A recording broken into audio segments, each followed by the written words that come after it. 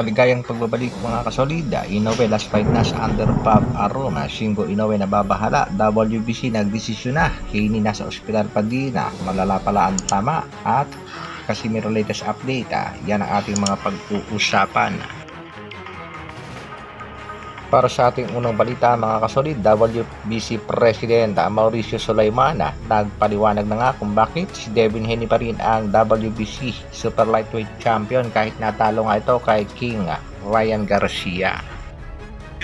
Because the rules are very clear. If the champion makes weight, the challenger does not make weight, the challenger cannot win the title. Ayon niya sa WBC President dahil nakuha ni Haney ang tamang timbang, hindi nga nakasalalay ang kanyang titulo sa kanyang laban kay Ryan Garcia. Kaya mananatiling WBC Champion itong si Devin Haney. Ayon naman sa ilang netizens mga kasolid, we heard the rules already. What we want to know is why Ryan did not take his pants off, why he didn't take his shoes off, and why he's drinking a drink on the scale. May mga nagsasabing dapat nga ay nakuha ni Ryan Garcia ang 140 pounds limit kung ginawa niya lang ang dapat gawin sa oras ng timbangan. Latest status nitong si Devin the Dream Haney. Ayon nga dito kay Bill Haney ay nasa magandang kondisyon naman at walang problema itong si Devin Haney. Pero kumakalat nga ang balita mga kasolid na medyo malala nga ang tama nitong si Devin Haney at kasalukuyang nasa ospital pa rin. Haney not only suffered damage to his reputation but the American also injured his jaw during the fight with blood visibly pouring out of his mouth. At isa nga daw yan sa mga dahilan kung bakit indefinitely suspended ng New York State Athletic Commission itong si Devin Haney.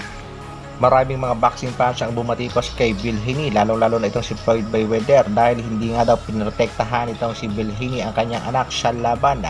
Makikita natin mga kasolid na sa round number 7 ay sobrang nagrogi itong si Devin Haney at dapat nga dito pa lang ay itinigil na ni Bill Haney ang laban ng kanyang anak nang hindi na lumala ang damage. Kaya naman marami talaga ang nagagalit sa kasalukuyan dito kay Bill Haney. Sa kabilang balita mga kasolid, Shingo Inoue masyadong nababahala sa kumakalat na balita ngayon sa bansang Japan. Yan nga mga kasolid ay sa posibleng bakbakan sa dalawang superstar ng bansang Japan. Gusto nga ikasa ng mga Japanese promoter ang laban ng mga superstar. Ito nga si Naoya Inoue kontra dito kay Junto Nakatani. Bakbakan ng dalawang undefeated boxer at ang kanilang laban ay planong ikasa ng mga Japanese promoter sa taong 2025 pag umakyat na itong si Nakatani sa super bantamweight division. Nakaramdam nga ng kaba itong si Shingo Inoue dahil sa tingin niya may tulog si Naoya dito kay Junto Nakatani. Pero sa kasalukuyan ay nakapokus muna sila sa laban ni Inoue kontra nga dito sa Mexican bad boy na si Luis Pantera Neri at naniniwala naman ang kampo ni Inoue na hindi mananalo si Neri sa bakbakan.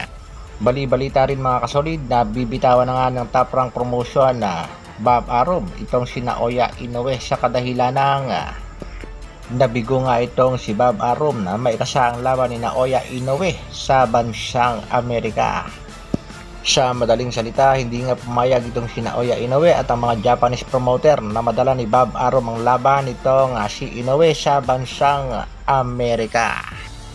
Casimiro latest update, tuloy-tuloy na nga sa pag-iensayo ang ating pangbatong si Cuadro Alas General Casimiro.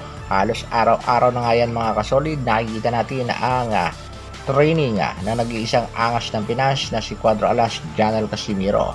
Pero hindi pa rin nakaligtas ang ating pangbataw sa mga kritiko, bashers at haters.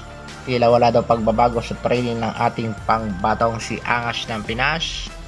Banat pa nga ng ibang kritiko mga kasolid, tila malaki sa kasalukuyan itong si General Casimiro at mahihirapan nga daw ito makuha ang timbang. May mga nagsabi pa nga mga kasolid na sa araw daw ng laban siguradong hihingali na naman itong ating pangbato. Ayon pa nga sa ilang kritiko ng ating pangbato mga kasolid, sa tingin daw nila ay nasa 150 pounds division ang timbang ni angas ng Pinas sa kasalukuyan.